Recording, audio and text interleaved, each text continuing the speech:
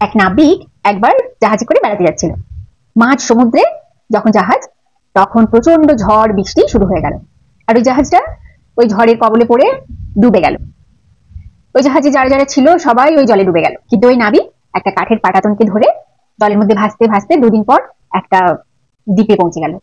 দ্বীপে পৌঁছে যাওয়ার পর সে তখন ভগবানকে বলতে লাগলো যে যাই হোক, আমার প্রাণটা বেঁচে গিয়েছে, সবাই জলে ভেসে গেল কিন্তু আমি বেঁচে গিয়েছি, সেই দ্বীপের মধ্যে কেউ আছে কিনা সে ডাকাডাকি শুরু করলো, কিন্তু দেখলো সেটা পুরো নির্জন দ্বীপ, সেখানে কেউ নেই। তারপর সে তখন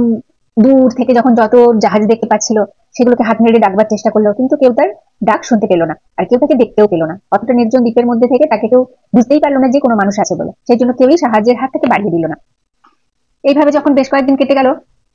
তখন তো নাবিক ভাবছে যে এবার আর কি করে বাঁচবে সে, তাকে তো ওইভাবে তো বনের মধ্যে সে থাকতে পারে না, সেই জন্য সে ভাবলো একটা ঘর বানাবে। সে তখন অনেক কষ্ট করে একটা কুঁড়ে ঘর বানালো, আর তারপর পাথর দিয়ে ঠোকাঠুকি করে কোনো রকমে আগুন জ্বালালো। ভাবছে যে অনেক কষ্ট করে সেই আগুনটা জ্বালিয়েছে, তো সেই জন্য সেই আগুনটাকে সে নেভালো না, সেই আগুনটাকে সে ধিকি ধিকি ধিকি ধিকি করে যাতে জ্বলে সেইভাবে সে ব্যবস্থা করে রাখলো যে আগুনটা জ্বালিয়ে রাখতে হবে, আর না হলে তো সে যা কিছু শিকার করে নিয়ে আসছে, মাছ ধরছে জল থেকে, সমুদ্রের জল থেকে, তারপর যা কিছু পাখি আগুনে পুড়ে খাচ্ছে, তো সে ভাবছে যে আগুনটাকে নেবানো যাবে না কিছুতেই। তারপরে একদিন তার কাছাকাছি সে কিছুই পায়নি, সে তখন ভাবলো যে ঠিক আছে, দূরে গিয়ে কিছু একটা খোঁজ খবর করে খাবার দাবার কিছু একটা নিয়ে আসতে হবে। তো ওইখানে কুড়ে ঘরের মধ্যে তার ভিড় ভিড় করে আগুনটা জ্বলছে, আর সে চলে গেছে অনেক দূরে খাবারের সন্ধানে। তারপর যখন সে খাবার কিছু পেয়েছে সেগুলো নিয়ে সে যখন ফিরে এলো, তখন সে দেখছে যে তার কুড়ে ঘরের মধ্যে আগুন লেগে গেছে, সেই আগুনের কুণ্ডুলির ধোঁয়া পাকিয়ে পুরো আকাশ অব্দি উঠে যাচ্ছে। তো তার দেখে তো প্রচুর কষ্ট হলো যে এত কষ্ট করে ঘরটা বানিয়েছিলাম, আর সেই ঘরটা আবার পুড়ে গেছে, এবার তো আবার বানাতে মানে খুবই কষ্ট, একার পক্ষে একটা ঘর বানানো। তো সে বসে বসে ভাবতে লাগলো আর ভগবানের কাছে দুঃখ করতে লাগলো যে ভগবান তুমি আমার কপালে এই রেখেছিলে। সে কাঁদতে লাগলো আর ভাবতে লাগলো যে আমার কপালে এই ছিল, আমি এত কষ্ট করে বেঁচে আছি, আর এইভাবে কতদিন আমি এইভাবে বেঁচে থাকবো, আমি কি করে পারবো এইভাবে বেঁচে থাকতে, অনেক কষ্ট করে ঘর করলাম, অনেক কষ্ট করে খাবার দাবার জোগাড় করে যা হোক করে বেঁচে আছি, তার মধ্যে সব শেষ হয়ে গেল আবার। তো সে খুব কানাকাটি করতে লাগলো আর ভগবানের কাছে দুঃখ করতে লাগলো। আর সেই সময়ই সে হঠাৎ দেখলো যে তার একদম হঠাৎ করে তার নজরে পড়লো যে তার কাছাকাছি একটা জাহাজ চলে এসেছে, আর সেই জাহাজের ক্যাপ্টেন সেখান থেকে নেমে এসে তাকে জড়িয়ে ধরে বললো, এমা তুমি এখানে বেঁচে আছো একজন কেউ, আমরা তো ভাবতেই পারি না যে এরকম নির্জন দ্বীপে কেউ বেঁচে থাকতে পারে। তো তখন সেও খুব আনন্দ পেয়েছে, যাই হোক তাকে কেউ বুঝতে পেরেছে যে সে সেখানে আছে আর সে এইবার বাড়ি ফিরতে পারবে, তার খুব আনন্দ হয়েছে। তো সেই সেখান থেকে সে তারপরে ফিরে চলে এলো, আর ফিরে আসার পর যেটা ঘটলো সেটাই হচ্ছে সব থেকে আসল ব্যাপার। ফিরে আসার পরে সে তো একদম সাধারণ নাবিক ছিল, তো সে সাধারণ নাবিক,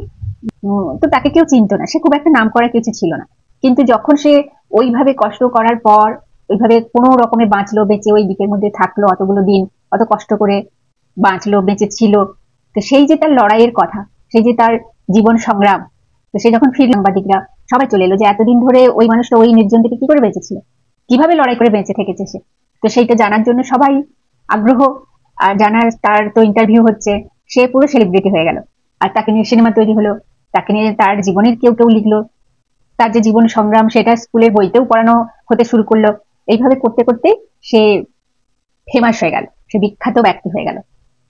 তো সে তখন ভাবতে লাগলো, সে তখন ভগবানকে বলতে লাগলো, যখন সে বিপদে পড়েছিল আর যখন সে দ্বীপের মধ্যে চলে গেছিল বাঁচতে বাঁচতে কোনো রকমে, বা দ্বীপের মধ্যেও যখন ছিল তখন পর্যন্ত সে কিন্তু ভাবতো যে আমার জীবনে কেন এরকম, আমি কেন এরকম কষ্টের মধ্যে পড়লাম, বা আমি কি করে বাঁচবো, বা আমার কেনই হলো এরকম, আমাকে কেন জীবন যুদ্ধে এভাবে লড়াই করতে হচ্ছে। কিন্তু পরে সে ফিরে আসার পর তারপরে তার জীবনে যা যা ঘটলো সেগুলোর পরে সে বুঝতে পারলো যে তখন যা হয়েছিল আসলে তার ভালোর জন্যই হয়েছিল। তো আমরাও যখন আমাদের জীবনে কোনো বিপদ চলে আসে বা কোনো কিছু ঘটে যায়, হঠাৎ করে আমরা দিশেহারা হয়ে যাই, আর আমরা ভাবতে থাকি কেন আমাদের জীবনে এরকম হলো, কিন্তু বেশ কিছুদিন পর অনেকখানি সময় কেটে যাওয়ার পর তারপর হয়তো আমরা দেখি অনেক সময় যে যা হয়েছিল তা ভালোর জন্যই হয়েছিল। সেজন্যই জীবনের উপরে ভরসা রাখতে হবে, জীবনের প্রতি বিশ্বাস রাখতে হবে, আর যারা ভগবানের বিশ্বাস করে, যারা উপরওয়ালার উপরে বিশ্বাস করে তাদের বিশ্বাস রাখতে হবে যে সবকিছুই হচ্ছে কঠিন পরীক্ষা, সেই সব পরীক্ষাগুলো আমাদের সহজভাবে নিয়ে আস্তে আস্তে পার করে যেতে হবে, যাতে আমরা জীবনটাকে সফলভাবে পার করতে পারি। তবে গিয়ে জীবনের শেষ দিনে গিয়ে মনে হবে যে জীবনে যা কিছু ঘটেছে, যখন যা কিছু হয়েছে সব ভালোর জন্যই হয়েছে।